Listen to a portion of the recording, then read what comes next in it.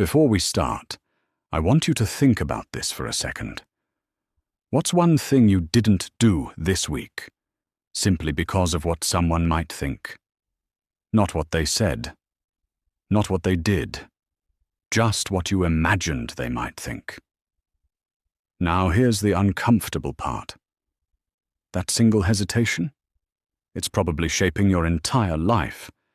And according to Marcus Aurelius, that's exactly why most people never become who they could have been. But here's what he didn't explain clearly. Why it's so hard to stop.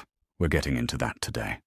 Because this isn't just about confidence, it's about something much deeper. A quiet trade most people make without realizing it. And once you see it, you can't unsee it. Picture this. It's late. Quiet.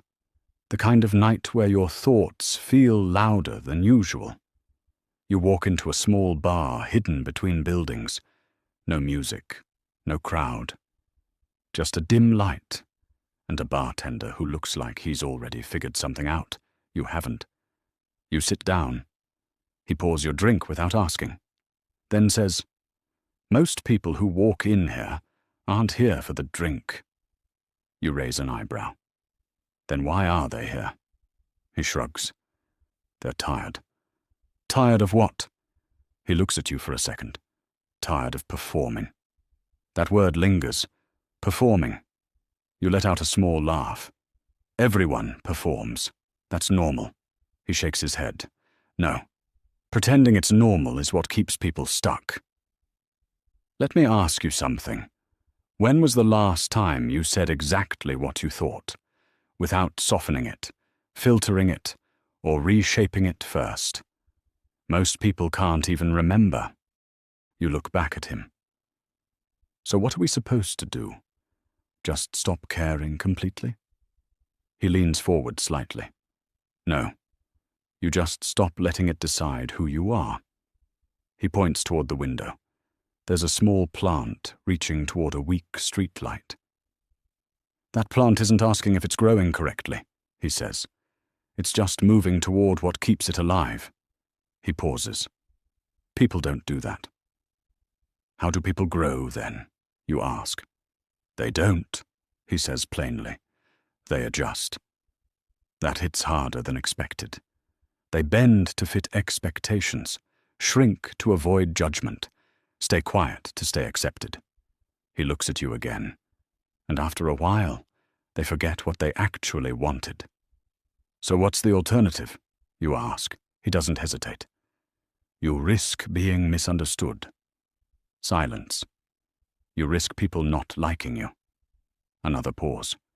You risk outgrowing people who were comfortable with a smaller version of you. You exhale slowly. That sounds like losing everything. He shakes his head. No. That's the only way you stop losing yourself. He taps the counter lightly. You don't need walls to be trapped, he says.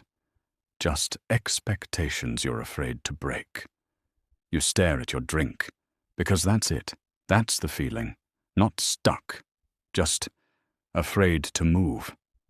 He continues. Most people think they're playing it safe. But what they're really doing is slowly giving up control of their life. Piece by piece, decision by decision, until one day there's nothing left that actually feels like them. This is what Marcus Aurelius understood better than most. Your life follows your attention. If your attention is on other people's opinions, your life will orbit around them. But when you take that attention back, everything shifts. You stop asking, what will they think? And start asking, is this true to me? That's where freedom begins. Remember that question from the beginning? The thing you didn't do this week, because of what someone might think. That moment wasn't small. It was a fork in the road. One path leads to approval, the other leads to your life. And most people choose approval so often, they never realize they missed the turn. So next time that moment shows up, pause and ask yourself, am I about to live or just be accepted. If this made you stop and think, even for a second, subscribe to Third Force Stoic, because this channel isn't here to hype you up. It's here to wake you up. And if you're ready to stop living for approval and start thinking for yourself, stay close. There's a lot more coming.